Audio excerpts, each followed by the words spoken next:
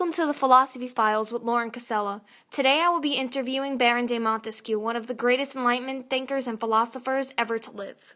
De Montesquieu, thank you for joining me here today. Thank you for having me here. So tell me a little about yourself. Well, I was born in Le Bled, France on January 18, 1689.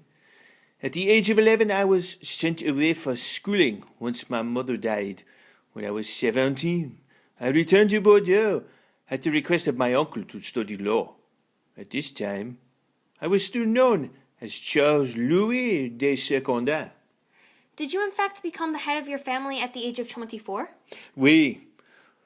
4 years after I had moved to Paris, my father, Jacques de Secondat, died of natural causes, where I returned to Le Bled to manage my estates.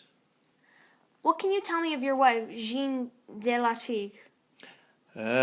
Jean and I were married in 1715. Together we had a son and 2 daughters. She was a practicing Protestant whom I received a substantial dowry from. So when in fact did you inherit the title of Baron de Montesquieu?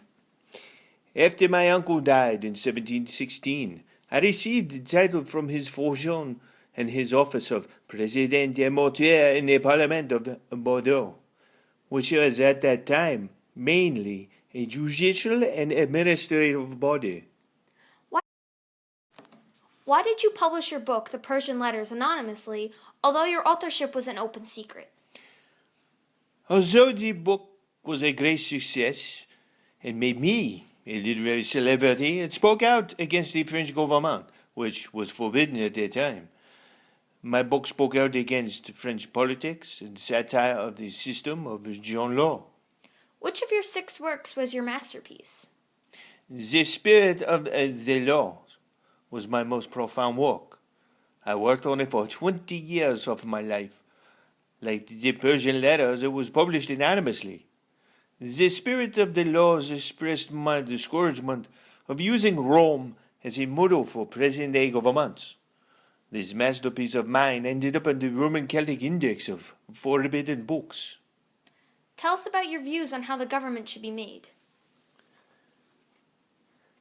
I strongly believe that we should all live in democracy, and since the British were the best governed country of my day, the British government inspired me with the idea of a system of checks and balances, which should be incorporated into every government. In 1728, you were elected to the Académie Française, correct? Oui. After a short while, I left France to travel the world.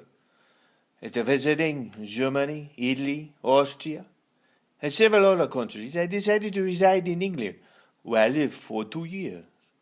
I was greatly impressed with the English political system, where they infused what I later called it to be checks and balances, and drew from my observations of it in my later work, such as the Spirit of the Laws and the Persian Letters. What is the idea of checks and balances? The idea of checks and balances is simple. It is basically limits imposed on all branches of government, by vesting in each branch the right to amend or avoid acts of another that will fall within its purview. And what is your view on slaves and women in this newly governed society?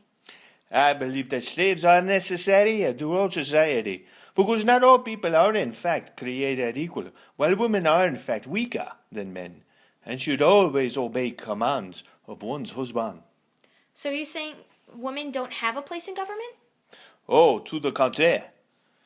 It is against reason and against nature for women to be mistresses of the house, but not for them to govern an empire. In the first case, their weak state does not permit them to be preeminent.